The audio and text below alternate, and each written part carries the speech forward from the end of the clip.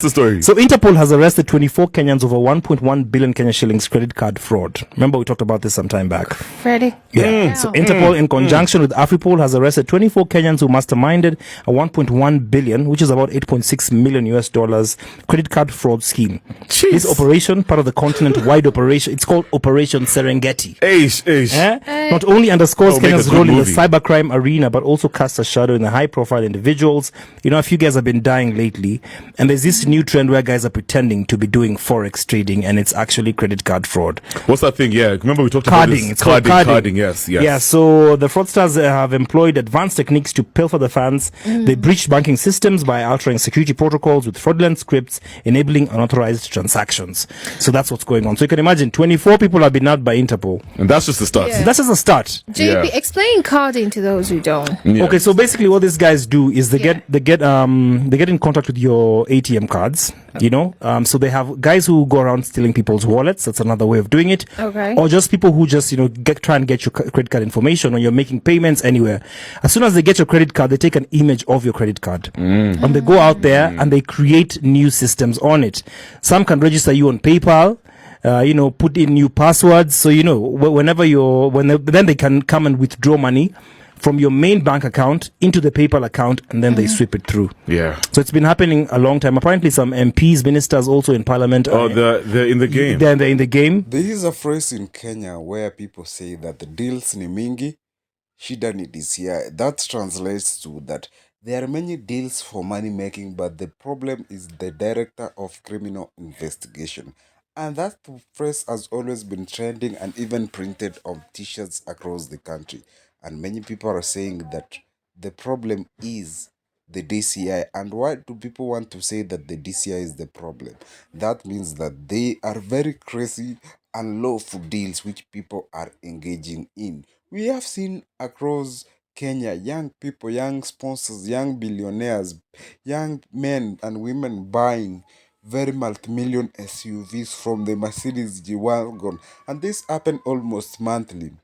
That means these young people are pulling in millions. But the source of their wealth was unexplainable, because we have seen some of them alleging that they do Forex. And Forex has been the umbrella cover in these world scams, where there are fake Forex people and who market fake foreign companies. And some of them are even influencers. We have seen these young men, some of them are being brutally murdered because they messed with the wrong people, or they conned wrong people in this game of scam and fraud.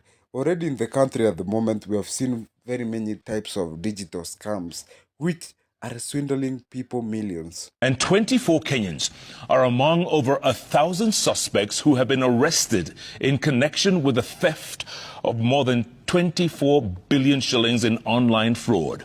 Now, according to a report by Interpol, the Kenyan suspects allegedly stole 1.1 billion shillings after altering banking systems security protocol.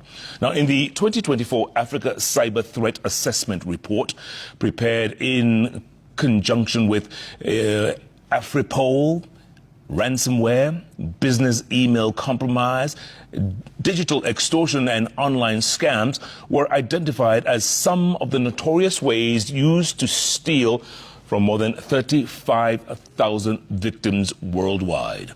Let's get more from our very own Njoroge Gatete. The ghost of online fraud in the country seems far from over if a report by Interpol and Afripol on cyber threat assessment is anything to go by. 24 Kenyans have made it to the list of online fraudsters in the continent after stealing over 1.1 billion shillings.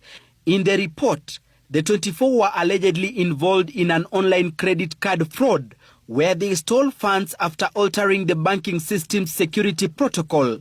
The funds were redistributed via SWIFT to companies in the United Arab Emirates, Nigeria and China. It was later diverted to digital asset institutions offering trading and financial services regulated in multiple jurisdictions. Interpol has stated that the credit card fraud is on an industrial scale not just in Kenya but across Africa. In Senegal, 8 people, including 5 Chinese nationals, were arrested after they allegedly stole over 700 million shillings from 1,811 victims in an online Ponzi scheme.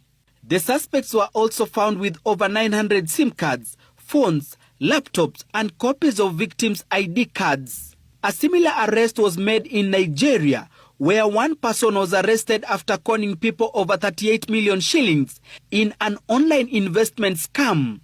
Operation Serengeti, conducted between September 2nd and October 31st, targeted criminals behind ransomware, business email compromise, digital extortion, and online scams, which have been identified as prominent threats in the continent. During the operation, 1,006 suspects were arrested for allegedly scamming 35,000 victims, over 24 billion shillings worldwide. Over 134,000 infrastructures and networks were dismantled during the joint operation.